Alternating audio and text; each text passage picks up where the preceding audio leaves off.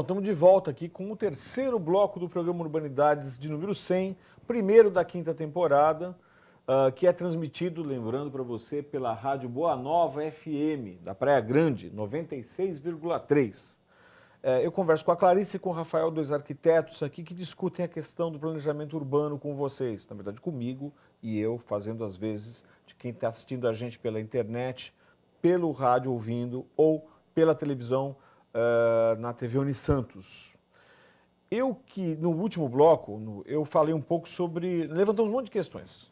E aí eu joguei a bola e falei assim, eu quero um plano. Como é que... Falou sobre a questão do adensamento, da questão curiosa de você ter um aumento na altura dos edifícios e aparentemente um adensamento de edifícios na região, na Zona Leste, na praia, mas que não necessariamente implicam no adensamento populacional, não é isso?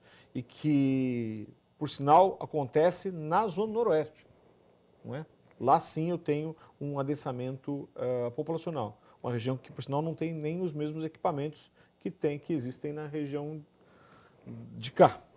Bom, sem entrar no viés político, quais seriam as soluções para que isso ficasse pelo menos mais homogêneo? E picotando a coisa ainda, coloca o trânsito nessa fórmula. Então, acho que a questão da mobilidade urbana, ela é, né, na visão geral das pessoas, um grande problema, mas eu acho que ela pode vir ser uma solução tanto para a questão da mobilidade dos cidadãos nos seus caminhos de casa-trabalho, casa-estudo, quanto do modelo de empreendimento habitacional que a cidade possa oferecer para os seus habitantes, né? A gente tem uma obra importante aí que é a do VLT, e que a princípio não está sendo pensada do ponto de vista que a gente pode falar interdisciplinar ou transversalmente entre temas, porque ele poderia servir de uma válvula de escape para se produzir edificações, por exemplo, sem garagem, né? Santos hoje tem, na sua lei, a obrigatoriedade de que todo apartamento tem que estar acompanhado de uma garagem. E a Secretaria de Desenvolvimento Urbano apresentou um estudo, né, por conta aí da revisão da Lei de Uso do Solo, de que uma vaga custa em média aí 40, 50 mil reais no preço da unidade. Então ela impacta no preço da unidade, né, e é obrigatório, ou seja, se eu morar na quadra do VLT ou próximo ao VLT e não quiser ter carro porque o VLT me atende nas necessidades de mobilidade, eu tenho que comprar um apartamento com garagem. Né? Então, assim, possibilitar a exclusão da obrigatoriedade na garagem, né? Ou que não tenha a obrigatoriedade necessária de uma vaga por apartamento em empreendimentos próximos ao VLT, isso tende a baratear o preço da unidade. Sim. E tende a levar pessoas que não usam ou não querem usar carro para um espaço que hoje ela não teria condição ou a oportunidade de morar. E é curioso pensar que áreas como a área central, ou mesmo as áreas da Zona Noroeste, eu não sei se isso é um chute meu, mas aparentemente eu não tenho tanto veículo assim, tenho? Não, então, não tem e dados apontam que em Santos cerca de 35% da população usam carro. Então, aquela coisa, todo mundo tem carro... 35% é um número baixo, relativamente é um número baixo. Então, assim... E como é que você não consegue andar mais no Canal 3? Todo brasileiro tem carro agora. Né? Não tem. 1/3 da cidade anda de carro. Só que o carro é um transporte individual que ocupa muito espaço e leva pouca gente. Então, além da sensação de que todo mundo está de carro não ser real, né? É pouca gente ocupando muito espaço. Em algumas cidades, pelo menos que eu conheço fora do país, existe aquela coisa do incentivo ao uso coletivo do veículo, né? Mas aqui as áreas... O fato é que aqui, para quem trabalha na própria cidade e usa carro, as distâncias não são grandes o suficiente, nem você tem acidentes de território que precisa de um carro, você não fica subindo e descendo o morro, não tem grandes ladeiras como São Francisco, é uma situação plana, né? Isso, e acho que isso, por exemplo, facilita o uso da bicicleta. Sim. Se você pegar quem usa bicicleta em Santos por necessidade de trabalho, de estudo, a grande maioria está na Zona Noroeste. Sim. E é justamente onde as ciclovias não ficam prontas, não tem uma rede, uma malha consolidada como tem na Zona Leste. Sim. né? Então, é essa coisa do não é que não tem planejamento, né? A zona central de Santos, ela ficou, desde o plano diretor de 68, proibida de receber moradia, Sim. né? Então, era comércio durante o dia e aquele bairro vazio durante a noite. Passou a ser ocupado informalmente por famílias de baixa renda, porque eram habitações que ficavam fechadas pela impossibilidade de para uso moradia. habitacional. Então, pensar um readensamento, né, ou a consolidação dessas famílias morando de maneira digna no centro de Santos, que é um lugar, um espaço urbano consolidado, pode ter uma infraestrutura antiga que necessita de melhoria, de ampliação, mas é um espaço consolidado, essas pessoas elas moram ali porque muitas delas trabalham no centro histórico, né, são os porteiros, as faxineiras.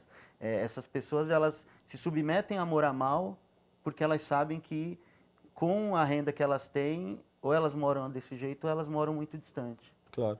E é curioso porque mesmo o incentivo ao uso da bicicleta, a partir da construção de uma teia de ciclovias, que também ainda é deficitária e não atende a área que deveria atender, ela não pensa, ou pelo menos o que eu vejo é assim, o cara trabalha num lugar, que o cara trabalha aqui na universidade, por exemplo. Eu vou dar um exemplo do pessoal da produção. Aí o cara vem de bicicleta, ele vai chegar aqui tão suado que ele não vai conseguir trabalhar o dia inteiro daquele jeito, né? Quer dizer, os próprios serviços, o próprio trabalho não está adequado a permitir que o cara tome um banho no lugar, enfim. Tem que se pensar Eu acho todas que essas outras pontas, né? acho que é a evolução das políticas públicas, né? Acho que a questão da ciclovia está muito né, em discussão por conta da cidade de São Paulo, que tem enfrentado a questão com apoiadores e opositores ferrenhos, mas um dado não dá para negar é que aumentou muito o número de pessoas que usam a ciclovia. Sim. Então é aquela coisa, não adianta não ter e falar, não dá porque ninguém vai usar. O curioso de São Paulo é que os detratores da ideia se baseavam em dados pontuais de ciclistas atropelados ou coisa assim, que é um número ínfimo comparado à quantidade de acidentes que foram evitados pela redução do número de veículos. Sim, lógico. Né? Mas, enfim, nós nem estamos nessa fase, né? Eu tenho pouco tempo para acabar o programa e eu queria falar duas coisas. Primeiro, eu queria que a Clarissa falasse dos grupos em que vocês estão envolvidos. Na verdade, tanto eu quanto o Rafael, nós fazemos parte de um grupo de pesquisa que chama Observatório Socioespacial da Baixada Santista, que é aqui na Universidade Católica de Santos. Nós estabelecemos agora parceria, a universidade estabeleceu com o Instituto Polis, e a gente trabalha com pesquisas e com divulgar e entender melhor essas questões urbanas da região metropolitana, não só do município de Santos, mas da região, como forma até de conseguir divulgar esses dados, essas informações, para que todos possam estar envolvidos. Sim. Né? E tinha mais um que você falou.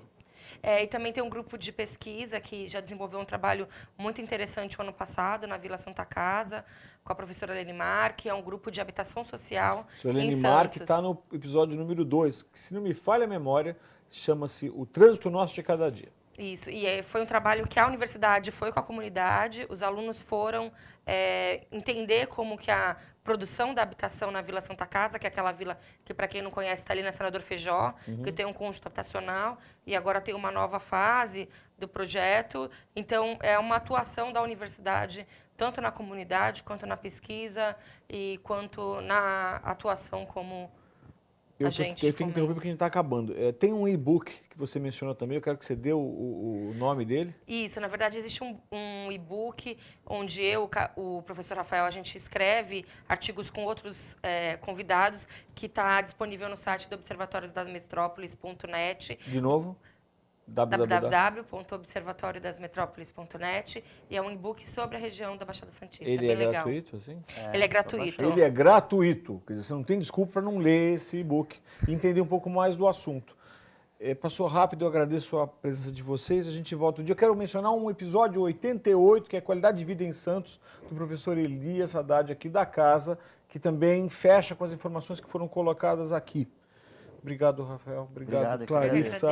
Este foi o programa 100. Obrigado a você que está em casa. E eu tenho aqui comigo uma surpresa, que é um bolinho que a produção fez de 100 programas, que eu, em nome de todo mundo que acompanhou a gente desde novembro de 2011, vou apagar aqui. Vou colocar aqui no quadro. não vou botar fogo em nada e vou assoprar a velhinha. É isso, né? Acabou. Semana que vem a gente volta. Bolo para vocês.